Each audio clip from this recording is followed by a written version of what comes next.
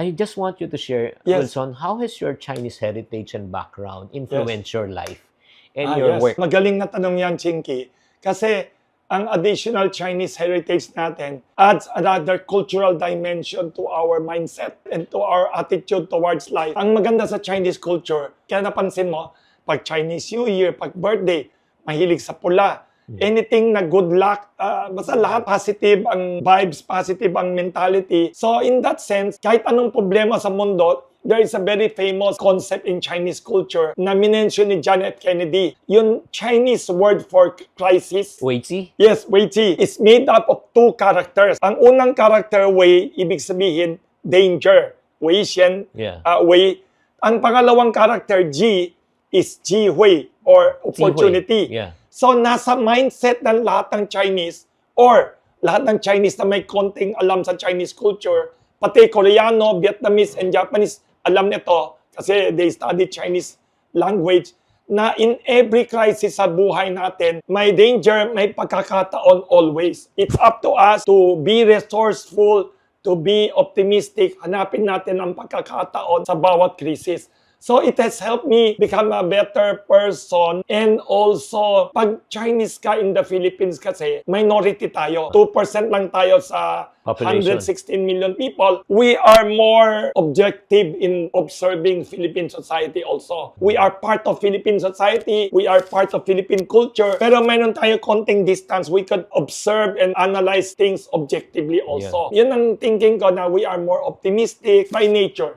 Thinking ko yung pagka-optimistic ko by nature, once in a while may crisis tayo parati. Political crisis, economic crisis, Tama. typhoon crisis. Yung Chinese culture has helped me become more resilient, more patient. Isa pang trait ng Chinese culture na tinuro sa atin ng mga ninuno natin, kailangan tayo mag-jiako. Jiako in Chinese is eat bitterness literally. Yes, Kainin mo yung mapait, mag-endure ka. Bago ka magkaroon ng kaginhawaan sa buhay, kailangan dumaan ka sa konting hirap. Kaya it has helped me in that way. Wow. Chinese culture. That ends our interview.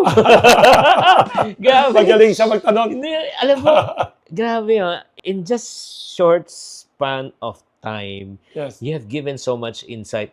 And Yes. yun, alam mo, I'm sure you're familiar word na ranay. Ay, isa pa. Oo. Favorite ko yan, I'll tell you. Sige. One sige. of my favorites. One of my favorites. Alam mo, pag napunta ako sa Hong Kong, China, Taiwan, sa mga tourist shops, may character na ren eh.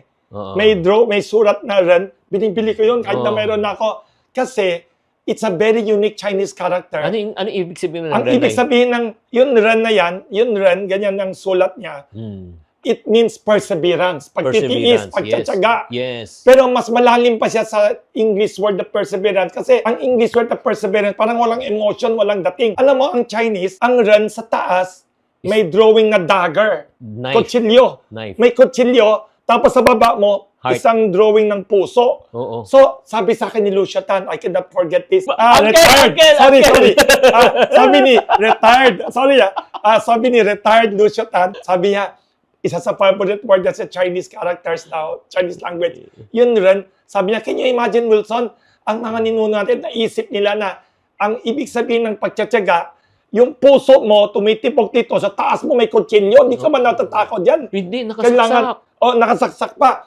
Tapos may isang patak pa na Oo. dugo. I remember years ago reading a magazine, Forbes magazine ng US. Tapos in-interview nila yung Samsung chairman na boss ng presidente ngayon. Alam mo, sa pictorial ng magazine, alam mo ginawa nung Samsung chairman? Ano? Linatag sa sahig yung paper for calligraphy. Kumuha siya ng yung brush. Nagsulat siya ng Chinese character na ren. Wow. Yun ang pictorial niya. Wow. Sabi ko, tas isa pa, si Konosuke Matsushita, one of the greatest industrialists in world business history, founder ng Panasonic and all these mga giant electronic companies. May nakita ko picture niya, one of his favorite pictures, sa likod may sulat na rin. Ang ibig sabihin niyan, matuto tayo magtiyaga, magpursige, mag-endure hardship, whatever tiisin natin para makamit natin ang mga hangarin natin, mga pangarap natin, mga goals natin. Yan ang one of the many things I learned from Chinese culture. Kaya hinihikayat ko lahat ng tao, you don't have to learn 10,000 words. Pero it's fun to learn Chinese language, Chinese culture. Marami tayong matutunan kasi sabi sa akin ni Lucio Tan, Chinese culture has a habit of writing down history. Kasi lahat ng tao sa mundo, nabuhay tayo dito ng ilang libong taon kung hindi, wala tayo dito. Right? Kaya ito magaling, nagsusulat ng libro. Kasi pag sinulat mo, Maalala after mo. 300 years, pagbalikan ka, sino ba tong Chinkitan na to? Ang galing-galing niya. Imagine, sinulat niya to. Eh kung di mo sinulat yan, Wala kahit na. nakagaling ka, ikaw lang saka Diyos ang may alam niyan, maganda yun to learn to write. Very Yes. interesting to, mga kababayan ko na Chinese by blood, pero We have to be reminded. hindi, not only that, we're Filipino by heart. Yes. Diba? Yan ang parang advantage talaga natin na pinalaki tayo sa ating bansa na Pilipinas na minamahal May po natin. culture ng Pilipinas, may culture ng Kanluran, and Oo. Chinese culture. Oo. Tapos yun nga, tama yung sinabi mo eh. Yes. Na kailangan maalala natin yung nakaraan eh. Yes. Kasi minsan nga, tayong mga, siyempre, lumaki na dito, lalo na yung mga kabataan ngayon. Hindi naaalala. Oo, hindi na nila. Nawawala advantage. Oo. That is a plus factor eh. Ang sabi ko sa pamangkin ko, bawat lingwahe aralin mo is additional power. Yeah. Si Superman, may Oo. X-ray vision, pwede Oo. lumipad. Every language is a magic power. Totoo yun. Di ba, you go to Korea, if you learn Korean, di ba, if you go to Yes. Japan, you learn Yes. Lingo. Pero yung power of word. Di ba tayong mga Pinoy, kunyari, pag Yes. nagkita tayo, ano yung batian pag Filipino sa Filipino? Kumain ka na. O, Galing sa Chinese yun.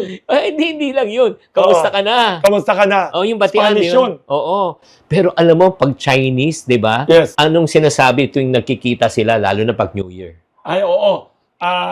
Kong si Fa Chai. Kong si Fa Chai. In Mandarin. Ano ibig sabihin nun? Kyong Hi Hua Chai. Ang ibig sabihin, sana yumaman ka sobra. Di ba? May you get it. Imagine the only culture in the world, Dapat ang Happy New Year mo is may you get rich. Oo. Imagine, optimistic. And focus on success Oo. and wealth. Uy, alam mo, Ayaw nila. may nag-trending lately yan, Oo. Wilson. Nabalitaan mo na ba yun nagba-viral ngayon sa social media? Oo, Si may- Neneng D. 15 years old siya, nagbebenta lang siya ng overload hotdog. Yes. At bumibenta siya ng mga 1,000 to 2,000 Anong area siya? karyedo Wow. sa Manila. Oo. So, ito yung binilang-bilang ko, syempre. 50 pesos, kahit kumita lang siya ng 10 pesos, 20%. So, kumikita siya ng 10,000 to 20,000 pesos a Wow. day at 15. Wow. Pero may backlash. Anong klaseng backlash? Sinasabi, parang child labor daw, ina-exploit. Yes. Tapos sumagot siya. Sinabi Oo. niya, bakit kaya pag mga mayayaman na bata, Yes. nag-artista, sumikat, ang tawag child star. Tama. Pero pag Dami. mahihirap daw, pag umuunlad, umaasenso ang buhay kahit bata, child labor. Double standard nga. Di ba? Minsan unfair. Kaya nga, parang kay Tessie, di ba? Oh, bakit siya student? Iba tapos- daw, narinig kami, nagko-complain, bakit maganda yung kinikwento mo. Isa pa, aside from bias sa ganyan, may ibang tao sa lipunan natin na ang idea nila of success maging beauty queen, Oh, maging showbiz star, okay. basketball player, and politician. Hindi masyadong sikat in the past. Ngayon, umuunti, dumadami na negosyo Yes, and being lalo na- business person. Lalo na kung Pilipino. Yes, ang traditional route yumaman sa Pilipinas, aside from maging artista, celebrity, kurakot sa politika. Sa politika, mga ganyan, di ba? Or manalo sa sweepstakes, manalo sa lotto. Ay, Yung get grabe. rich quick mentality. Yeah. Pero yung ganyan, hindi sineselebrate. Tama. Kina-complain pa. Oh, ito. Next, Yes. Ah, yes. Enrique. Si Enrique Sobel, siya yung big boss ng Ayala noon. Billionaire siya. Pero na-aksidente siya noon sa polo. Ay, oo. Nagpo-polo siya sa Espanya, nadaganan siya ng kabayo. So, na-paralyze siya from the neck all the way down. Oh, no. In-invite niya ako, in-interview ko siya sa bahay niya, mansion niya, 1 hectare sa Ayala Labang. Wow! 1 hectare kasi developer siya ng Ayala Labang, di ba? Yung pamilya niya. Tapos, in the middle of the kwentuhan namin, napa-comment ako na, Sir, kawawa naman kayo. Dapat di ko sinasabi yun. Oh, no. Nasabi mo? Di ba kawawa siya? Oo. Pero parang naawa ako, sabi ko, Sir, kawawa naman kayo kasi yung condition nyo. Oo. Dapat di ko sinasabi yun. Tapos nung sinabi ko, natawa siya. Nasabi niya, Wilson, huwag kang maawa sa akin. Kasi ako, paralyzed from the neck all the way down, di ba? Maawa ka sa mga politiko natin. Paralyzed from the neck up. Ang galing niya. Natuwa ako talaga doon. Nagulat ako. Yung talagang imagine. Totoo yun. Kasi, di ba, yung parang sinabi ni yan yung ni Helen Keller. Oo, magaling na manunulat. Yes. Di ba? Na sinabi niya, alam mo yung pinakamalungkot na buhay sa isang tao, Yes. meron kang paningin sa mata, pero wala kang pananaw sa Wala buhay. kang pananaw, tama. To have sight and without vision. Yes. Yun yung parang ibig sabihin ni ano. Yung parang ganyan. Galing. Oo. Na hindi ginagamit yung utak for common sense, for thinking. Isa naman na, isang tycoon na sobra akong hanga din, na may pagka-low-key. Malaki kumpanya niya, pero low-key as a Na-interview person. mo rin. Na-interview ko, si Mercedes Cotillon. Anong company niya? Siya ang co-founder, kasama asawa niya ng Philinvest. Oh, East West Bank. Oh. Philinvest is one of the wealthiest in the Yes, Philippines, yes. pero low-key. Low-key, Hindi hindi ko siya kilala high profile. Hindi siya kilala. Namatay lang siya a few years ago, 90 plus years old. Brilliant woman. Summa cum laude UP Diliman. Galing siya sa ordinary Chinese family na hindi well-off. Ang maternal lolo niya, mayaman siya, hindi nakamana ng pera. Kasi nanay niya yung anak ng mayaman eh. Tapos, sabi niya nung nag-aaral siya sa UP daw, Diliman. Yun isang meal sa kantin, yun alawat siya, kalahati lang kaya bilhin. Eh wala naman binibenta. Walang kalahati. Kalahating meal. So, anong So ginagawa? naghanap siya ng mahirap na kaklase na babae. Sabi niya, uy, kasya ba pera mo? Hindi din kasya eh. Perfect tayong dalawa. Tayong dalawa araw-araw, i-combine natin allowance natin. Wow. Mamili na isang meal, naghahatian sila ng tanghalian. Wow. Sobrang disiplinado si Mercedes Gotian noon na napakagaling na negosyante. Siya yung founder ng Family Savings Bank. Di ba pag bankero ka, dapat siga ka. Wala siyang binibiling mga mahal na suit. Okay. Binibili lang niya yung mga ordinary lang. Basta simple lifestyle siya. Alam mo, And hardworking. Wilson, Yes. I'm so amazed. So amazed in the sense na not everyone is granted that opportunity to talk to these people. May kwento nanay ko sa akin eh. Ano? About Chinese culture pa. Sige. Alam mo, nasulat pa sa column ko sa Philippine Star. Oo. Sabi ng mga tao, bakit ang mga Chinese daw matipid? Oo, kuripot. Yes, bakit kuripot saka bakit matipid? In-explain ng nanay ko yan eh. Sabi ng nanay ko, hindi naman masama na ang tao sa Pilipinas, karamihan, hindi natuto magtipid. In-explain niya eh. Pero kailangan natin i-encourage. Sabi niya kasi, Wilson, nung bata pa ako sa China, gusto mo, ayaw mo, kailangan kang magtipid. Wala kang choice. Kasi walang makain during that time. Hindi. Ano, bakit? Ano? Sabi niya, 2 reasons. Ano? Ang Pilipinas daw kasi, sabi niya sa akin kaya hindi mo blame ang Pilipinas na hindi nagtitipid. Tama. Kasi hindi ka mamamatay sa ginaw, hindi ka oo. mamamatay sa gutom. Tama. So, in-explain ng nanay ko eh. Tama. Wilson, dito sa Pilipinas, mula January hanggang December, imposible mamatay ka sa ginaw. Araw-araw nakahiga ka lang dyan sa Walang bukid, winter eh. Walang hindi winter. ka mamamatay. Number 2, hindi ka mamamatay sa gutom theoretically. Oo. Kasi ngayon may mga masakim na tao, may Yeah. political dynasty, hinohoard ang wealth. Pero noong unang panahon, kahit saan pwede ka mamitas ng prutas, kumain ng malunggay, hindi ka mamamatay. Anytime pwede ka mag-harvest. Anytime. Anytime may prutas ka makakain.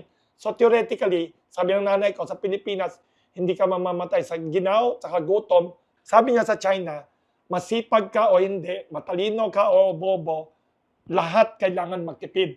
Kasi pagdating ng autumn, pagdating ng winter, malamig sobra, kailangan ka gumastos ng pangpainit sa bahay. Oh. Yung coal, yung pangpainit, saan manggagaling yun? Galing sa savings mo. Kasi walang trabaho, tapos Walang harvest. walang harvest. Wala kang makukuhang prutas, wala kang makukuhang pagkain. Tama. Kailangan matuto ka mag-stock up, mag-save kasi kung magugutom ka, saka mamamatay ka sa ginaw. Tapos sabi ng nanay ko, after ilang libong taon of habit ng ganyan, kahit na nakatira ka na sa Pilipinas, sa Indonesia, na ang init-init, hindi ka naman mamamatay sa gutom at saka lamig, nasanay na. Naging culture Oo. natin. Kaya tingnan mo ang Tagalog word for key, Yeah. yung susi sa kotse, susi sa pintuan, nung dumating ang mga Chinese dito hundreds of years ago, walang gumagamit ng susi sa Pilipinas. Kasi walang nagnanakaw wala kang savings eh. Yung bahay kubo mo, wala kang nakatago na Walang savings. Oo. So ano nanakawin mo? Wala. Wala kang nanakawin na kaya hindi nakalak yung bahay. Di ba yung bahay kubo nakabukas lang, Tama. wala naman nanakawin na Tama. kasi wala kang savings eh. Tapos nung dumating mga Chinese, sanay non-stop mag-save. So save ng save. So may ginto, may pera, kailangan na nakalak yan. Tapos sabi ng mga Pilipino, ano yung pinagagawa mo? Ano yung gadget na yan? Sosi to, sosi. Sosi. So yung sosi, naging Tagalog word, naging sosi. Yun ang ano. Kaya pala Kaya yung, savings. kaya nga yung mga saucy. Ganito lang nanay ko lang. Grabe. Kaya sabi ng nanay ko, hindi masama na hindi nagsasave ang Pilipino. Ngayon lang, in this modern era, walang choice lahat ng tao. Kailangan mag-save. Hindi pwedeng hindi mag-save na. Kasi iba ng buhay ngayon eh. Totoo. Non-agricultural society, lahat pwede ka kumuha, mamitas ng ano. Ngayon, kailangan ka mag-save para sa